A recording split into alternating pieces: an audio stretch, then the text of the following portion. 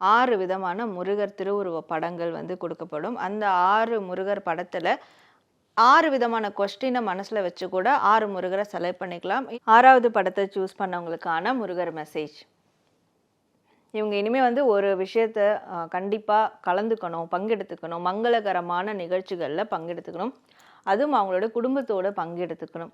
So இது எவ்வளோ அவங்க பங்கெடுத்துக்கிட்டே இருக்காங்களோ அப்போதான் இவங்க வீட்லேயும் அந்த மங்களகரமான நிகழ்வுகள் வந்து நடக்க ஆரம்பிக்கும். ஏன்னா நிறைய வந்து இவங்களுக்கு இன்விடேஷன்லாம் வரும், அழைப்புகள் வரும், அதெல்லாம் இவங்க நிராகரிச்சுக்கிட்டே இருப்பாங்க.